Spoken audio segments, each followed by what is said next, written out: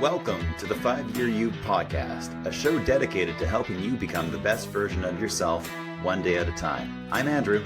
And I'm Kat, and we promise to keep it raw, real, and relatable. Are you ready to grow?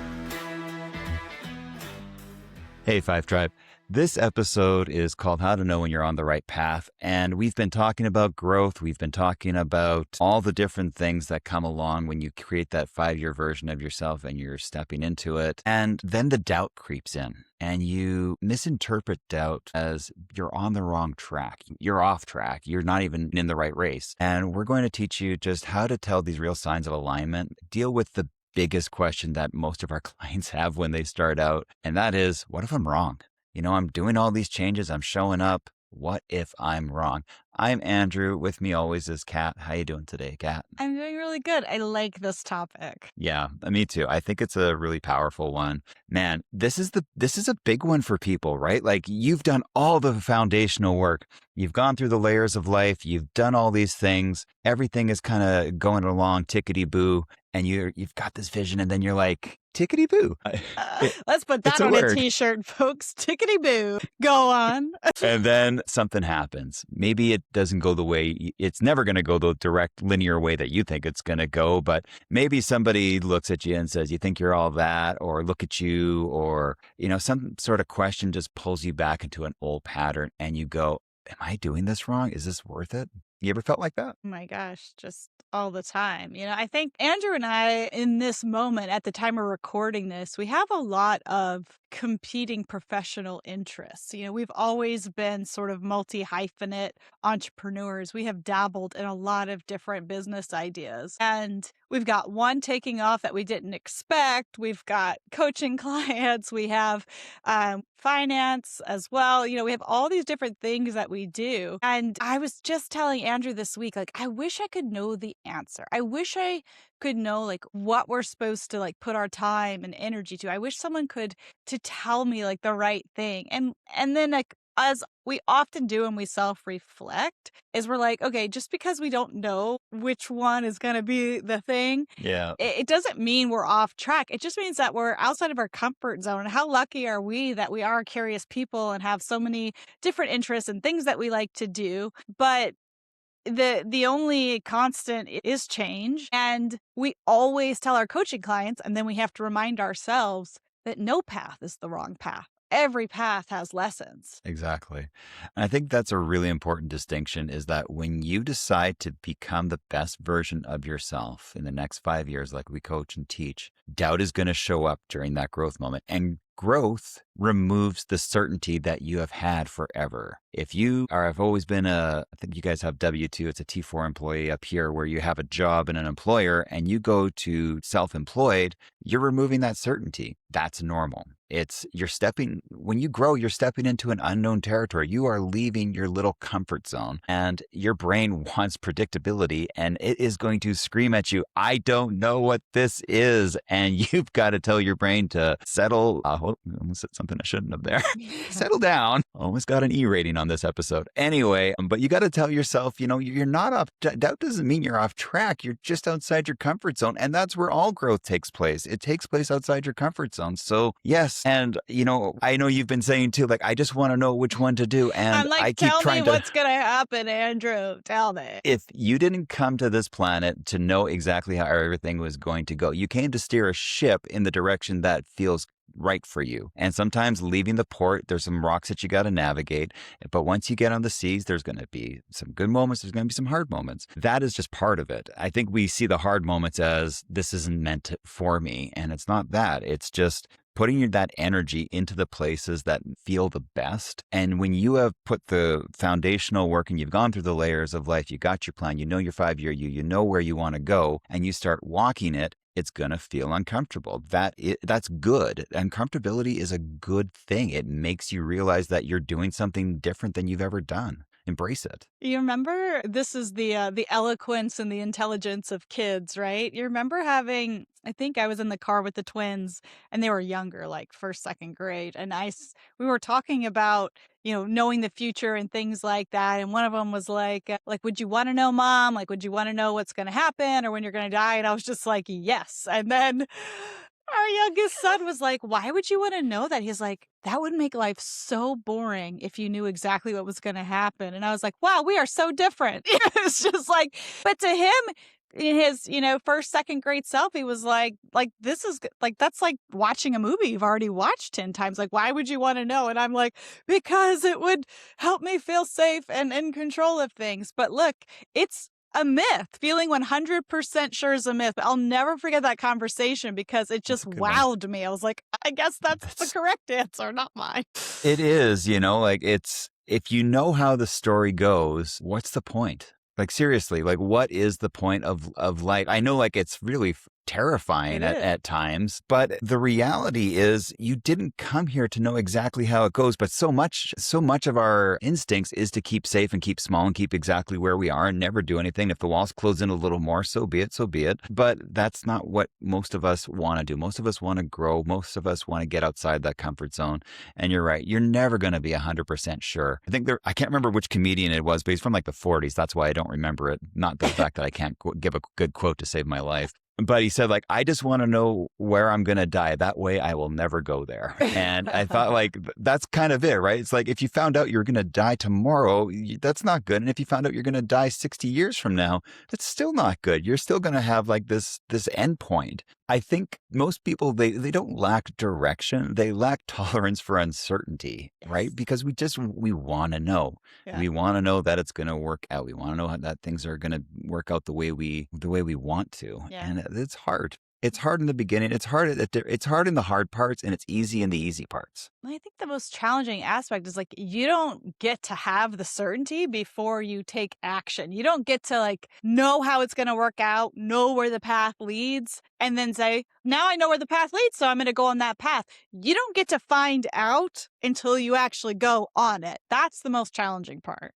But I Yeah, think there are some signs that you can look for, and that's really what this episode is about, is like, how do you know you're on the right path? There actually will be some indicators, some signs. Yeah, the first one is that it feels calm, not chaotic. And we're not talking like in the initial days when it kind of up and down stuff. It's just like you have that internal center of like, no, this is right. Like something external happens and you're like, no, but I know I'm on the right path. You know that you are doing that thing that feels in alignment. And I think that there's that steadiness that really comes from there. Yeah, I think that a lot of us are unfamiliar with the feeling of calm. And so sometimes it can feel foreign.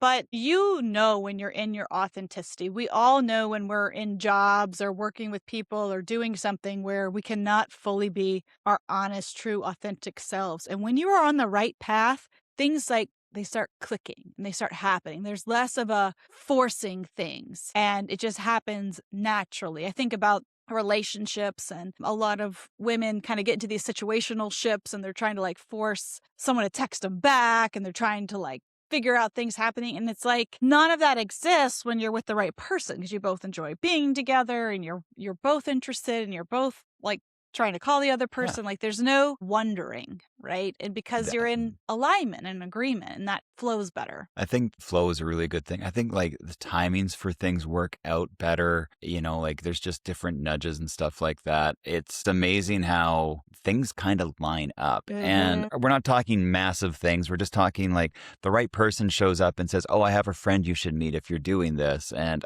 this is the new, if you're trying to lose weight or whatever it is, or you're a healthier person, you find like this new food that you've never tried before, and it's like wonderful for you. And like, there's these synchronicities that really line up, and that happens through your calm, not through the chaos. You just respect yourself more as this happens. The more you stay in alignment with yourself, the more you can look at yourself and go, no, this is how I'm supposed to be. Yeah, kids don't like the new food choices, or the new things that we're doing, or friends don't like this, coworkers don't like this, whatever it is. But you still know it's right for you, and you respect yourself for it. We're talking about different signs and stuff, and we are getting a little spiritual with it. But if you take the time to sort of pause and be in that calm and notice, there's things that are happening all the time that show you're on the right path. Even this week, one of the mornings before school, I don't even think I told you this. We were driving to school and this really fat little bird was on the road. I mean, a chonker of a bird. And it had a big, like, red belly and it wouldn't move. You know how when you drive, like squirrels move and birds fly? Yeah. No. This was a little fat bird on the street. And like, I'm stopping because I don't want to like kill the bird. And I'm like, wow, I'm telling the kids, like, look at this fat bird. We're like, take your time, move. And literally not a second later, a car came barreling down one of the alley roads, didn't stop, and just went like skirt right in front of us, turned right in front of us. And had the fat bird not been there for us to gawk at and marvel at, we would have been in the path of a car. And like, we're talking about being the right path and people think about lives and careers and stuff like that.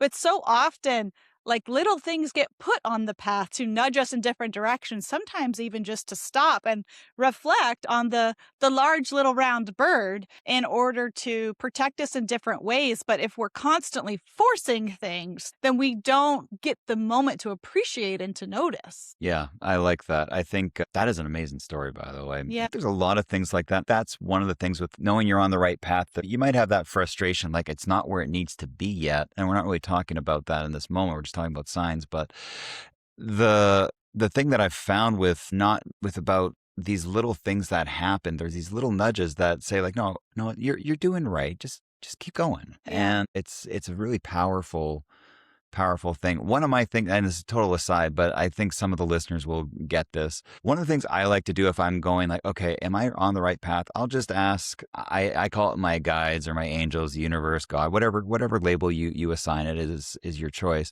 But I'll just say something like, in the next 72 hours, I'm feeling lost. In the next 72 hours, show me whatever comes to my mind in that moment to show me that I'm on the right path. And I've done that, like I'll say like, show me an eagle. And the next thing I know, I've literally got a bald eagle on the tree outside my house. And I'm like, okay, good to know. It feels, it's just kind of like that, like reassurance from the universe or whatever you want to call it. And I have found that to be just such a great, great thing for just getting that little reassurance that no human is going to give it to you, but that's almost like you giving it to yourself. Well, it's a way to test alignment, right? And that's what we're talking about. We're talking about being in flow, being in alignment, the right path for you. It's not that it's going to feel good all the time. You're going to feel internal resistance, but if you keep going anyway, that's a good sign that you're on the right path. If you keep going anyway and it feels good, like the right path isn't going to be void of discomfort, but because you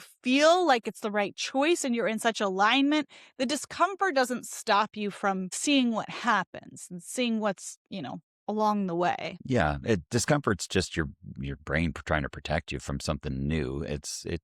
You're gonna have the internal resistance, and I think, like you said, when you're in that alignment, a good sign is like you feel more intentional with the things you are doing. You're making your meals knowing that you're trying to be healthier. You're reaching out to friends because you want these certain social connections. You're picking the projects that feel right to you, and it's just all those little things, all those kind of little feel good things are really important to know. And I think one of the biggest ones is like you become more consistent. Yeah. Like it's just something like I use breakfast and like the food thing, because when you find a meal that feels good and you're doing it, you tend to keep going with it. You tend to start having breakfast every morning if that's the thing for you, or you start going for that morning walk, or you start texting your friends on a weekly, daily basis, whatever it is for you.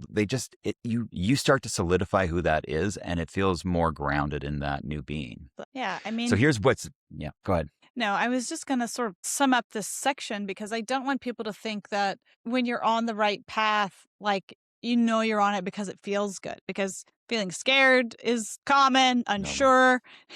Again, we don't get certainty. We don't know what's going to happen. You might miss the old version of yourself. You might miss your old job, your old house, your old friends, whatever it is. And then just because you're on the right path also doesn't mean, yay, it also doesn't mean you're going to see immediate results. It's there's not going to be this big package that arrives on your door that's like, congratulations, you have chosen the right path.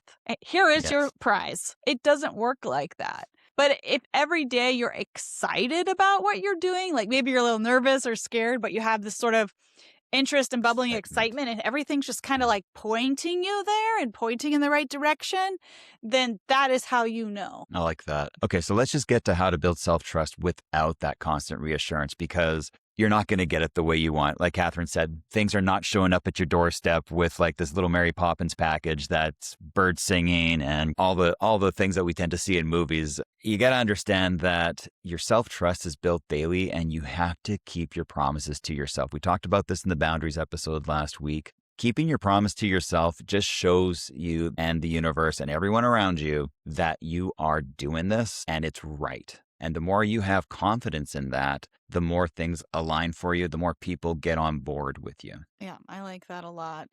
I mean, you can, track the alignment. Try not to focus on the check boxes. Try not to say, oh, yeah, I got that job or I got that date or whatever. Try to just congratulate yourself for continuously pursuing your curiosity about your path. It's really hard to do. It kind of goes against how Yeah. most of us were raised, sort of like praising the effort, not the result. You want to do that for yourself because you just want to stay in that energy of just continuously seeking things that are in alignment with your true self. Yeah, I like that. It's tracking the daily habits, not the number on the scale, right? Like Right.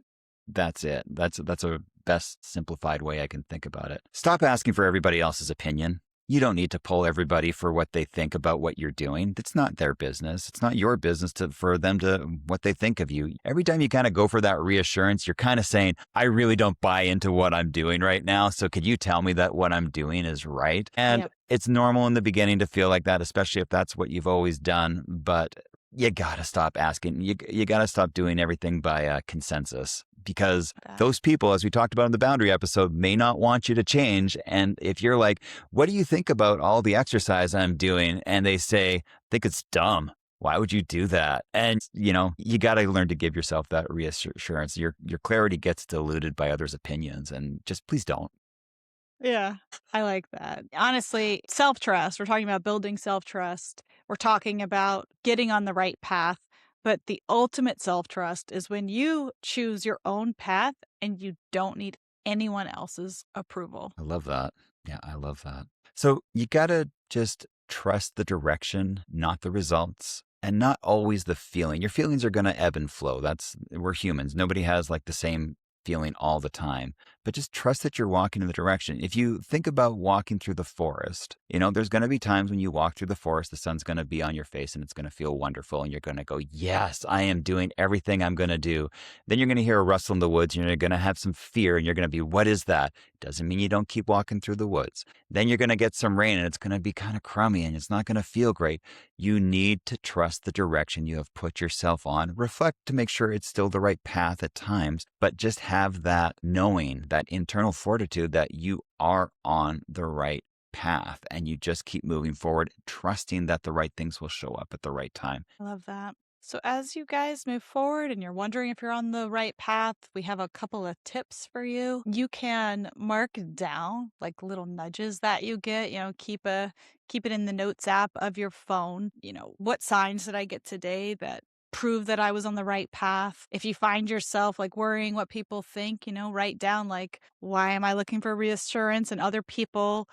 What level did I trust myself today? What steps did I take towards the path that I want to be on? Just a little bit more in tune with the self while always being kind and gentle to yourself, knowing that some days are going to be harder than others. Yeah, exactly. I wanted to give an example just on this. You know this story. About a year and a half ago, I kind of said, you know what? Whenever I'm on the right path, show me a dime. Like just put a dime somewhere so I can see it. And it would happen once in a while. And then I went through a hard couple of weeks and I was walking in this school field. It was around this time of year, kind of early spring. I was feeling lost, really lost. I was just walking. I'm like, am I making the right choices here? Am I doing the right thing? I suddenly just looked down and there was a dime. Yeah. I'm in the Amazing. middle of this field. There is no reason for there to be a dime there. And I could, if I took one step to the left or one step to the right, I would have missed it. Yeah.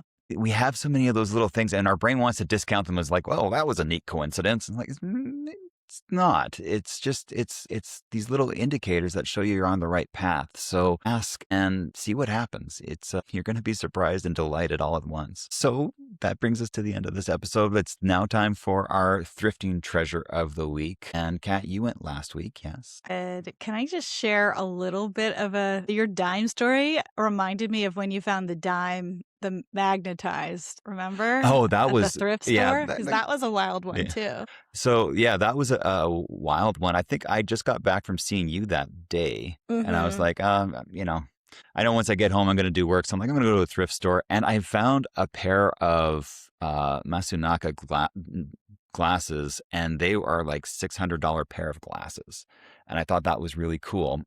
And they were $2. And then I went over to the glasses cases, and there was this glasses case, and I flipped it open, and there was a dime magnetized to the inside of the glasses case. And that's not the most recent thrift find, but that is probably one of the coolest thrifting experiences and like kind of on the right Yeah. path experiences as Yep. far as it all went, because that was just my guide saying, Yeah.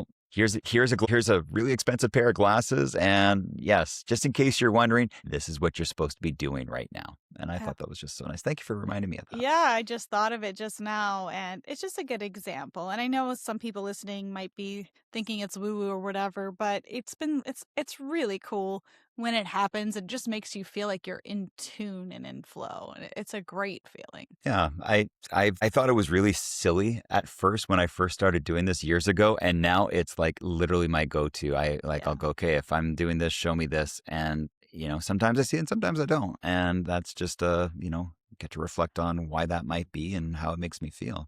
I love that.